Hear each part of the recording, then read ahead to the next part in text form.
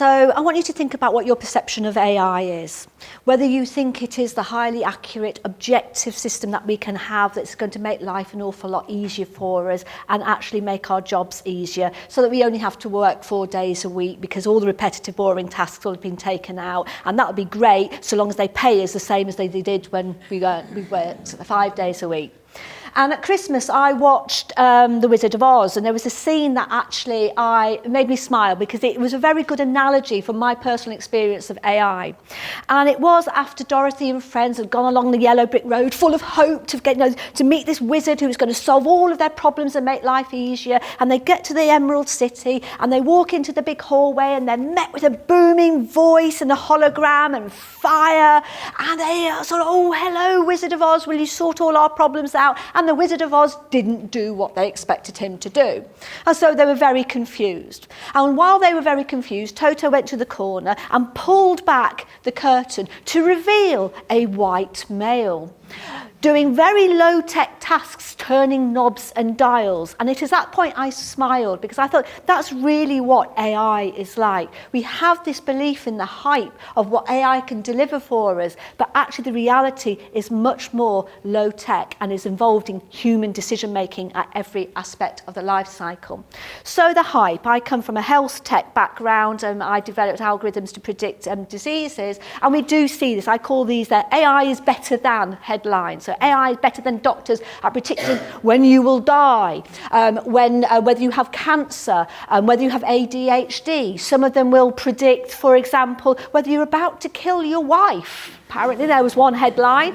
And other algorithms will decide whether you are going to go to prison longer, because you're likely to reoffend. Some will decide whether you get your welfare benefits. Some will decide whether you get your healthcare benefits. Some will decide whether you will get your mortgage or not. And of course we trust them because it's AI. They're objective and they're much more accurate than humans, surely.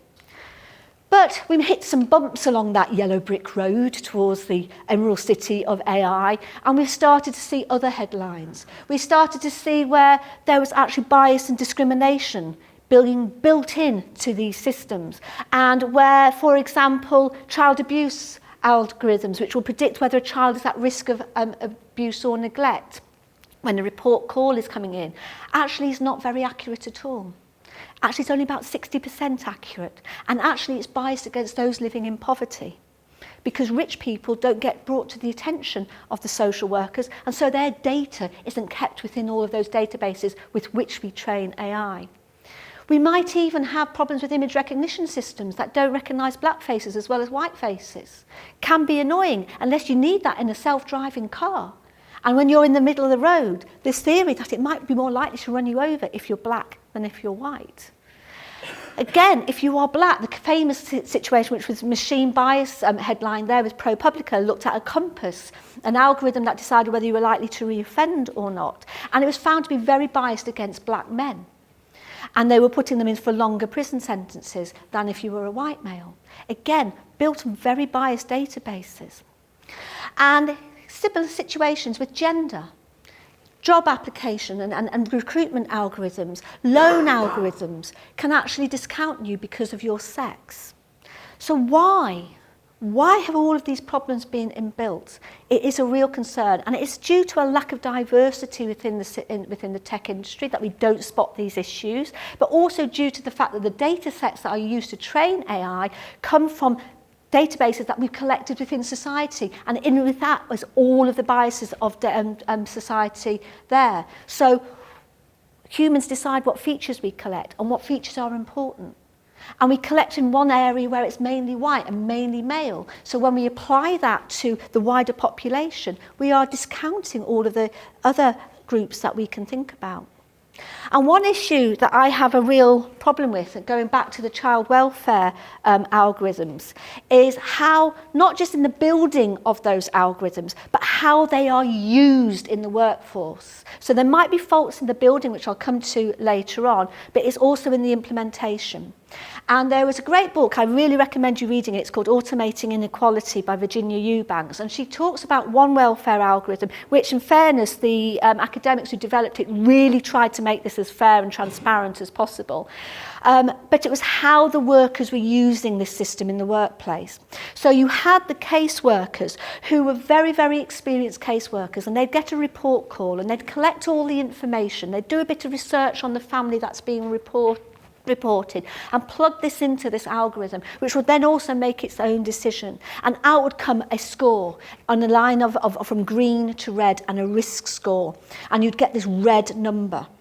Now, an experienced caseworker could look at that and go, that's not so good actually. Remember, these are only accurate about 60% of the time in fairness. And if you look at high-risk cases and individual cases, it can be wrong as much as 70% of the time. But you therefore use your judgment, the high skills that we talk about.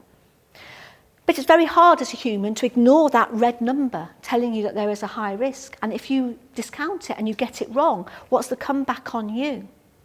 And when there's a conflict of opinion, it was she found when she looked into the workplace that the managers would say, well, you need to actually agree with the algorithm. The pressure was on that, you must go with the algorithm. And so they were defaulting to the algorithm and not just trusting their own expertise and judgment. And then she noted that what was happening was the algorithm was beginning to train the workers and taking away that expertise and that creativity and that intuition and experience that was there. And as those experienced caseworkers move on and retire, and we bring in the new caseworkers, are they learning from that algorithm? Are they being trained by it? In which case, are they never going to develop that level of expertise? And that is a real concern. And you do see it actually within the system. The book carries on and talks about how what's happening is we're not now having the high-paid, specialist, expensive, experienced social workers, and we can actually get away with using the low-grade workers who can actually just run through the system. So yes, it might not take your jobs, but the jobs might not be what you thought they were. And with the pressure on budgets and profit, you can see how that becomes very attractive. And I've seen one recently with a Nature article, again, this algorithm, better than doctors at predicting diseases. And it is indeed better than doctors at predicting diseases. Until I looked at the data, and they looked at 3 different groups of doctors. And yes, it was better than the first 2 groups of junior doctors. But the senior doctors were much better than the algorithm. And so it made me think, well, how are they going to use this algorithm in the workplace? Are they going to use it to train the junior doctors? In which case, will they default to the algorithm and never get as good as the senior doctors? And what will happen to us when we lose the senior doctors? And these are all these problems that you start to think about. How are these used?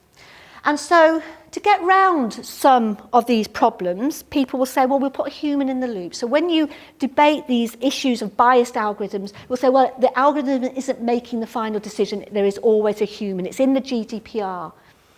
And that is their get-out clause. I did some freedom of information requests to the Department of Work and Pensions looking at various software that they use to assess disability payments and welfare payments. And the answer comes back is, oh, well, it's not really machine learning, and anyway, humans make the decision in the end, so it's their final decision, so it's okay. And the same sort of response was given to an MP who asked about the visa application system, which was being shown to be biased. And again, a human was making the final decision.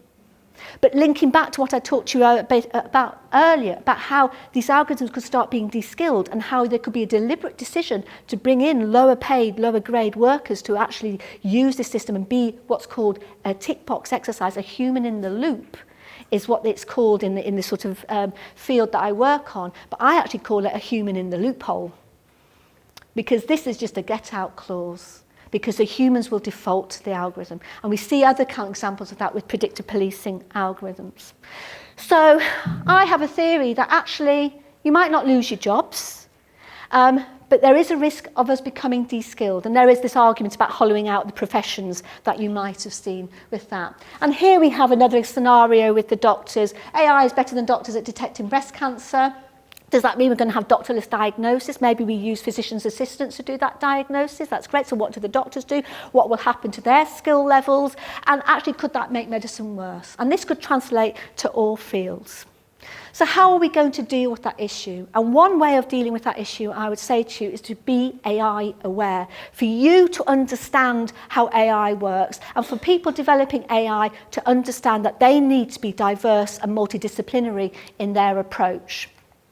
So I did a little diagram here to be able to understand the stages of AI. And remember I said about pulling back the curtain and seeing that it was a very low-tech process. And this is what I want you to learn about it. Along every stage of the AI life cycle, when you're developing something, human decision-making is made and feeds into it. Human decision-making with all of the biases, pressures, and conflicts of interests that are involved. And these can get embedded in the algorithms and indeed get augmented by them. So framing the question, identifying the problem. First, if it's only white males identifying the problems to be solved, what are we missing that we could be solving? How do we frame the question that you're asking the developer to try and find an answer to? Because the perspective of that is important. Sourcing the data set. Again, where do we go to find that data and all the biases and problems within that data set? How old is it? Is it applicable to today? Is it applicable to this geographical location?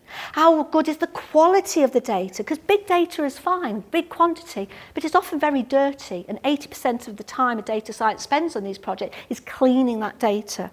And also processing that data before it feeds in. So if you have a feature like Allison Gardner, she's 21, millionaire-ess, all these features, I'm white and somebody else is black. And I'm going to turn that into a way that the algorithm is going to understand. So my black and my white, I'm going to change into a 1 and a 0 so the algorithm can understand. Or do I change it into a 0 and a 1? And that takes me back to that question. And so this is the idea of multidisciplinary, social scientists, humanities, philosophers, how we think about these problems actually requires those skills. We then have the feature selection, and that can be automated, but it can also involve our decision making. When you have a record of hundreds and hundreds of features, some are irrelevant and some are important. So we go through a feature selection process where we're trying to find out what features are going to be important in this classification. And I talk mainly about decision making and classifying algorithms here. And again, decision making. Do we leave in the sensitive features, such as your gender, your race, your sexual orientation, or do we take them out? And there are issues here, because if you take them out, you can still have biased algorithms, as the Compass algorithm was, because there are proxy features. So postcode can identify your race. So if you leave these on, these are features by proxy. So if you take them out, or you leave them in, because at least then you can check whether it's biased. And then we have weightings. Some features are more important than others. And again, that can be automated, or you can fiddle around with it. So you might weight one feature more importantly than another. And then you put it through the algorithm. And we talk about the black boxes of algorithms. And I will argue that there should be no black box algorithms. If you are using an algorithm, particularly if it's a decision-making one, that can impact on humans. You should not use an algorithm you cannot explain. But there is now explainable AI, and there are systems where we can open that black box and look inside and work out how the algorithm makes its decision. And then one good story to illustrate this, there was an algorithm that was meant to be image recognition of scans of hips to see if there was a hip fracture, and had a lot of clinical data, but also had the images of the X-ray images, the scanning images going in. It was an image recognition algorithm. And it was extremely accurate. And I thought, oh, that's actually a bit dodgy, because I know a bit about AI, and that's really, really dodgy. So let's go into it. So the academics looked into it and really investigated what the algorithm was deciding and whether something was a fracture or not and needed further care. And when they found out, it actually ignored the images more or less and based its decision on just two features: the age of the person being scanned and whether a mobile scanner was actually taken to them to be used because they were too ill to get into the hospital. So, you know, knowing what the algorithm is making its decisions on is quite important, and there are more examples of that. And then after all of that, there's exploratory analysis. So you get out the answer, and if you've done development like I have, out it comes, and the overall classification accuracy is about 50%. So 3 years of work on this, I might as well have just tossed a coin. Oh my God. So therefore you go back again and you tweak all the features, the data, the weightings, even change your algorithms around until you start getting this data out, this output, and then you tweak around, and it's about a level that you think you can live by. And you do your performance metrics on that, your levels of accuracy which you can report. And if you're a really good person, whether you have actually done any testing for bias. And a key area that I've talked to you about already is about once you hand it over to the customer to be used in the workplace, how is that system deployed? Is it being used for the purpose it was intended? Do the people using it know what they're using and know the performance metrics and know how it's making their decisions, so they are empowered to make really good expert judgments on that? And there is evidence that the more you know about the AI system, the less you trust it. The less you know about it, the more you're likely to default to it. And again, there's an argument for having low-skilled workers doing it, therefore, and not letting them know about AI. And then, of course, evaluation. So how it goes ongoing and moves around from one use case to the other. So Compass was originally designed to actually be a post-sentencing tool, and it actually ended up being used as a pre-sentencing tool. That little shift can make a difference. And so what has happened, and linking back to sort of the future of skills and the idea that we need to address all of these problems and faults with AI, is we have the field of AI ethics starting now, and it's been very busy in the last 3 years. And we're looking at regulation and governance. We're looking particularly at the lack of diversity and inclusion in the tech industry, because that is leading to a lot of these big mistakes where you can't actually spot something that doesn't recognise black faces because nobody on the team was black and nobody thought that could be a problem. We're looking at bias, we're looking at explainability, we're trying now to see if it's transparent so people understand what is happening. They are aware that an AI system is being involved, and they are aware that what decisions it's making and how it's making them, and of the metrics. And it is accountable. Who is responsible for that? And hopefully one day everything will have an AI impact assessment tool that will travel with that system so that we can always constantly reevaluate. So what I ask for you today is I would like you to be AI aware. I would like you to think, no matter whether you think you're a tech person or not, we need everybody to understand that there is human decision making within AI. It is as equally culpable of faults and discrimination as humans. It isn't the cure-all. It could offer a lot of potential, but we have to implement it carefully and well with knowledgeable, expert people. So please, please, we need diverse teams, we need all the diverse skills, we need philosophers, social scientists, and we need everybody to be more AI aware. Thank you.